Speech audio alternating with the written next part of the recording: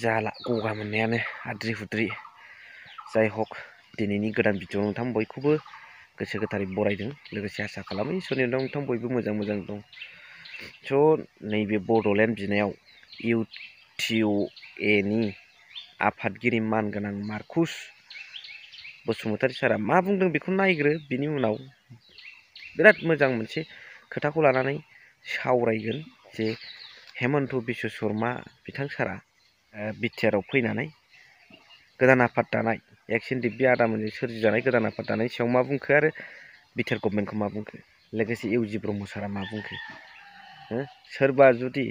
बिटिआरनि बबेबा दफाया जाफुङैखौ आसि थुनानै दिन्थिनो हायोब्ला होननानै इउजि सारा बुंदोंना बिनि सायाव दिनै मोजां सावरायगोन स' नैबे भिडिअ क्लिप्सखौ नायग्रोनानै लाग्रोदो गिबियावहाय हामबायसै खुलुमग्रोबाय थांनाय 27 मार्च खालि अल बड' एक्स भलन्टियार फर्सनि दैदेननायावहाय जोङो मोनसे डेलिगेट टिम थांदोंमोन आरो बेवहाय जोंबो United tribal organisation of Assam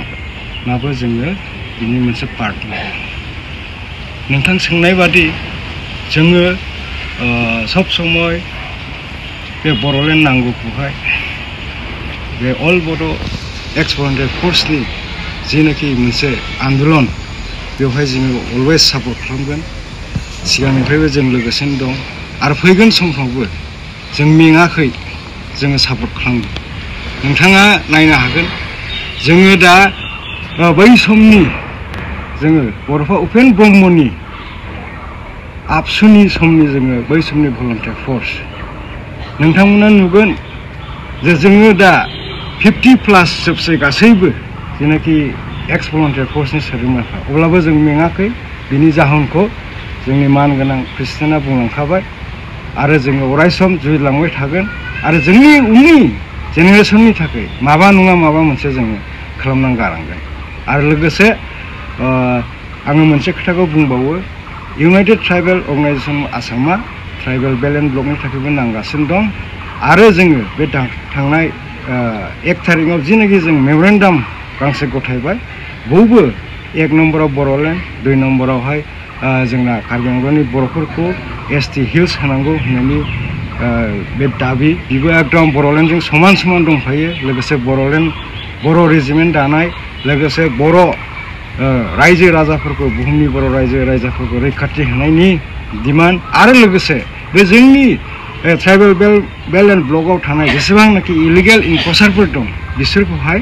होखारनानै बे हाखौहाय जोंनो गथायफिननांगौ होननानै जोंनि बे डिमान्डखौ होनाय जादों बड'लेण्ड डिमान्डखौ रिस्टार्ट खालामफिनदों एक्स भलन्टियार फर्सनिफ्राय आरो बेखौ लिड लादों जोंहा SK बसुमतारी आगुनि MP सारा लोगोसे बिथांनि कलिग्सफोर बर' रायजो राजाफोर लोगोसे बेजोंनो हेफाजाब होबावदों UTO united tribal organisation of Assam Markus Basumatary सारा बिनि आफादगिरि दा बिथांमोननि डिमान्डआबो जाहैबाय जे इलिगेलि इनक्रचार जानाय नन ट्राइबेलफोरखौ ट्राइबेलफोरनि हानिफ्राय आउट खालामनांगौ बेखौ लादों बिनि सायाव रायजो राजाफोरनि मता मा लोगोसे जोंहा दिनै गोनांथार आयदा आङो बिनि सायाव भिडिअ क्लिप्स होनो सानाखै बयबो नुखाबाय ट्रेन्डिं मानगोनां CM हेमन्त बिश्व शर्मा सारा बिटिआरआव फैनानै गोदान राजनितिक दोलो दानायनि सायाव खोथा बुंफैदों गोबां राजखान्थि बर'नि गेजेराव हान्जा थायोब्ला गावस्रालायनाय फैगोन खौसेथिया फैनाय नङामोन नाथाय बिथाङा ओरैबायदि खोथाखौ थास्लिमदों जे बे गोदान राजखान्थि हान्जानि आफादगिरि अनजलि दैमारिजोंबो हेमन्त बिश्व शर्मा सारनि सोमोन्दोआ खाथियाव दंदों ओरैबो गाज्रि दामोनथों ओरैबो गाज्रि दामोनथों ओरैबो गाज्रि दामोनथों बे खोथाखौसो लानानै बिथाङा बुंदों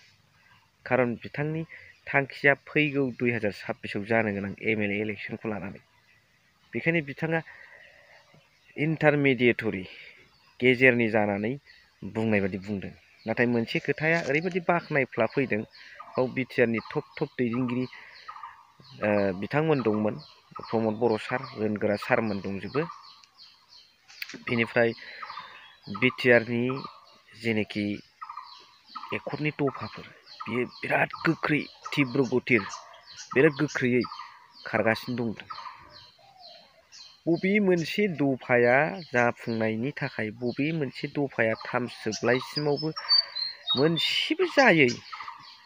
ट्राइबेल इउनिभारसिटि बड'फा उपेन्द्र ब्रह्मनि नामाव इनस्टिटिउट स्पर्ट्स इउनिभारसिटि माबा माबि फेक्टरि स्कुल कलेज प्रभिन्सियेलाइज खालामनाय बेफोर जायाखै।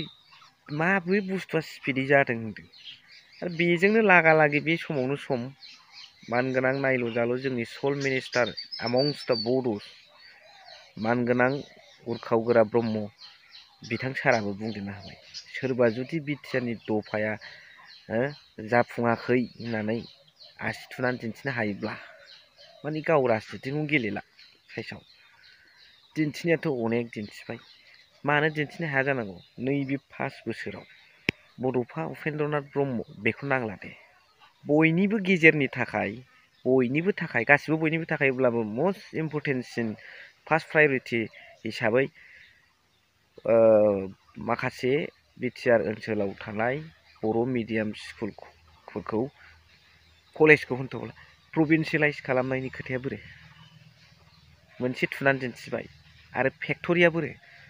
मोननै थुनानै दिन्थिबाय बेबादिनो गोबां दं। अब्ला सारा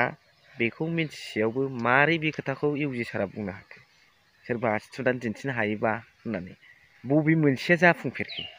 दा रायजो राजा बिनि सायाव मा मतामत होयो बेखौ कमेन्टनि गेजेरजों फोरमायहरबानो जाबाय। आं नेनानै थागोन सर्ट भिडिअखौ सेकेन्डआव फोजोबबाय। थेंक इउ भेरि माच फर वाचिं लाभ इउ अल।